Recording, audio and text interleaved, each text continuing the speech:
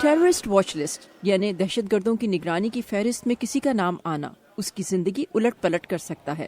نہ صرف اس کی نگرانی کی جاتی ہے بلکہ اس کا نتیجہ سفری پابندیوں، محدود سفر اور سفر کی صورت میں امریکہ نہ لوٹ پانے اور ملازمت کھو بیٹھنے تک کی شکل میں نکل سکتا ہے۔ ایسا ہی کچھ 29 لوگوں کے ساتھ ہوا جنہوں نے حال ہی میں امریکی واچ لسٹنگ نظام کو وفاقی عدالت میں چیلنج کیا ہے۔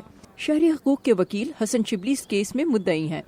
مجھے بارڈر پر گھنٹوں روکا گیا ہے، ہتھکڑیاں لگائی گئی ہیں، میرے مذہبی عقیدے کے بارے میں پوچھا گیا ہے۔ نتیجے میں نے اپنی فلائٹس مس کی ہیں اور یہ میرے لیے بے عزتی اور صدمے کا باعث بنا ہے۔ ٹیررسٹ اسکریننگ ڈیٹا بیس یا واچ لسٹ FBI اکٹھا کرتی ہے۔ جون 2016 تک اس فہرست میں 18,77,133 افراد شامل ہو چکے تھے۔ امریکی مسلمانوں کے حقوق کے لیے کام کرنے والی نمایاں تنظیم کیئر سے منسلک وکیل لینا مصری کی رائے میں اس لسٹ سے مسلمان زیادہ متاثر ہو رہے ہیں۔ ملک بھر میں دائر ہونے والے مقدموں کا جائزہ لیں تو مقدمہ کرنے والے تمام ہی مسلمان ہیں۔ تاہم امریکی عوامی نمائندوں کی ایک بڑی تعداد اس واچ لسٹ کو امریکی سلامتی کے لیے اہم سمجھتی ہے۔ اس وقت دہشت گردی کے خلاف عالمی جنگ ہو رہی ہے، انتہا پسند عالمی دہشت گردوں کے خلاف جنہوں نے امریکنز اور ہمارے اتحادیوں کو قتل کیا۔ ہمیں چوکس رہ کر دہشت گردی سے پہلے ہی اسے روکنا ہوگا۔ نگرانی کی اس فہرست کو صدر بش کے زمانے میں ترتیب دینا شروع کیا گیا اور پھر صدر اوباما کے دور میں اس فہرست کا اثر نو جائزہ لیتے ہوئے بائیو میٹرک، ظاہری اوصاف وغیرہ جیسے طریقوں کے ساتھ فہرست کے معیار کو مزید وسیع کیا گیا۔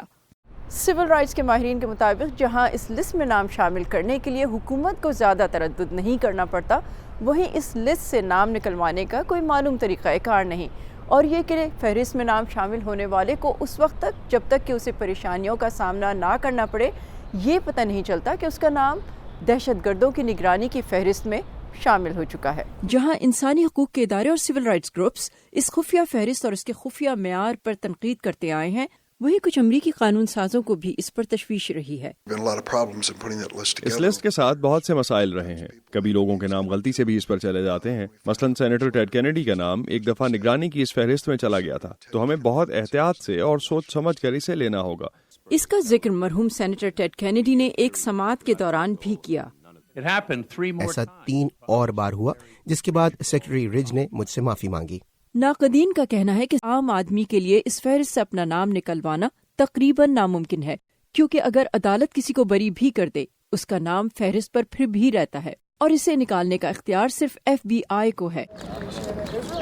حسن شبلی اور ان جیسے بہت سی جن کی زندگیاں اس فہرست کے نظام سے متاثر ہوئیں امید کرتے ہیں کہ الیگزینڈریا کی یہ فیڈرل کورٹ دہشت گردی کی نگرانی کی فہرست کے اس نظام کو غیر آئینی قرار دے گی۔